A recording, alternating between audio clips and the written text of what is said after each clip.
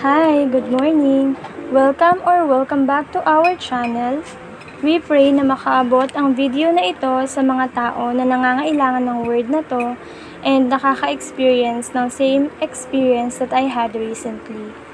My devo is from Ephesians chapter 4 verses 26 to 27 and babasahin ko po ito sa ESND version.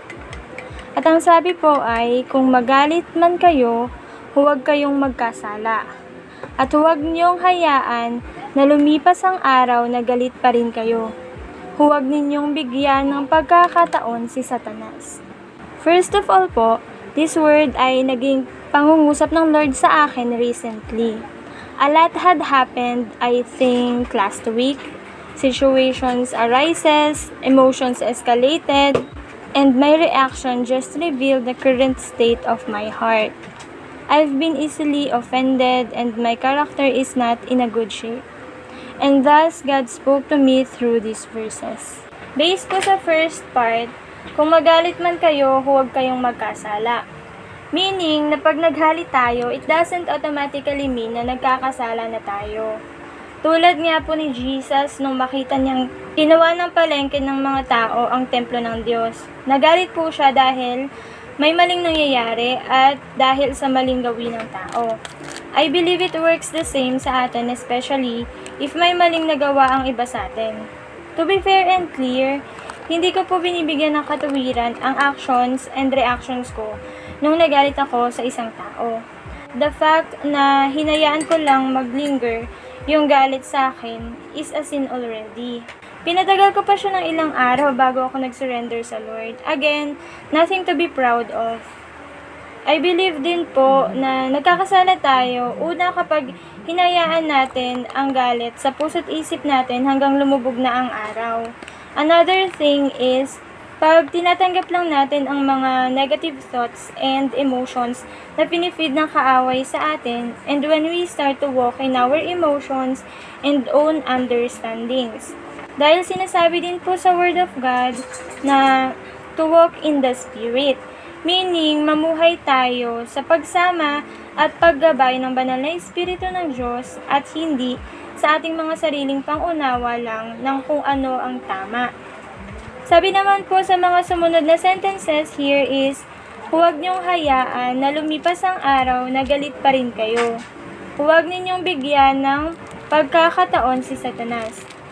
May napanood ako or nabasa. Nasabi po is pag natutulog po tayo, especially sa gabi, doon po tayo pinaka-vulnerable sa attack ng kaaway. And if we are not careful, tayo ay easy target sa kanila. Kaya kung hinayaan lang natin ng galit na natulog na tayo, madali tayong atakihin ng kaaway. Doon siya magtatanim ng mga maling kaisipan and emotions, even condemnation sa atin. Kaya pansinin po natin kung minsan, kahit kakagising pa lang natin sa umaga, pero parang ang bigat-bigat na ng pakiramdam natin. And even irritable na tayo. Also, pag nakikita natin yung taong nakagawa ng mali sa atin, kahit wala naman silang ginagawa o sinasabing mali, naiirita na tayo and naiisip natin pinag-iisipan nila tayo ng mali o masama. And that is just because hinayaan natin ang galit na magstay sa atin and yan ang open door ni Satan. Kaya madali siyang nakakakilo sa atin. He wants to steal, kill, and destroy. In this matter, he is stealing our joy, killing our peace, and destroying our good relationship with others. Ang sabi din po sa Bible, ang pinakamahalagang utos is mahalin natin ang Diyos ng buong puso, buong lakas at buong isip. Next is mahalin natin ang ating kapwa, gaya ng ating sarili. And if we let Satan destroy our relationship with others, hindi natin nasusunod ang utos ng Lord na mahalin ang ating kapwa. To be fair lang po, I know it's hard to just brush it off, especially pag tayo na yung naagrabyado. But the thing is, hindi tayo ang magpupumilit gumawa kasi pag ganon, pwedeng masimulan natin. Pero after some time, dadating din ang pagkapagod kasi mga tao lang tayo na may limitasyon. The good news is, kasama natin ang Diyos, ang Holy Spirit na siyang magiging kalakasan at kakayahan natin to overcome the challenges in life. and in my case, anger. However, we have to fully commit and surrender to God anything and everything. Madali man o mahirap para sa atin na bitiwan. Minsan kasi masakit ang mag-surrender, pero yun lang ang paraan to freedom. Kasi if not, mas malalim pang mga sugat ang pwede nating maranasan. Walk with the Spirit of God daily and ask God to create in us a humble and obedient heart. Kasama kasi sa pagtitiwala sa Lord ang pagsunod sa kanyang mga salita. Bottom line is, whatever the reason of our anger, let's turn to God. Surrender those reasons to Him. Ask Him for guidance kung ano ang dapat nating gawin or sabihin. And ask the Holy Spirit to lead us to obedience to God. Sa akin po kasi, when I finally had enough of the negative thoughts and emotions, when I finally turned to God, doon ko naramdaman na gumaan ang pakiramdam ko and nawala yung mga negative emotions and thoughts na nagpapabigat sa kalooban ko. And the barrier na humaharang between me and sa person na nagalit ako is inalis din ng Lord. Hindi lang ang puso't isip ko ang hinil ng Lord, kundi pati na rin ang relationship ko sa kapatid na yon ay nirestore din ng Lord.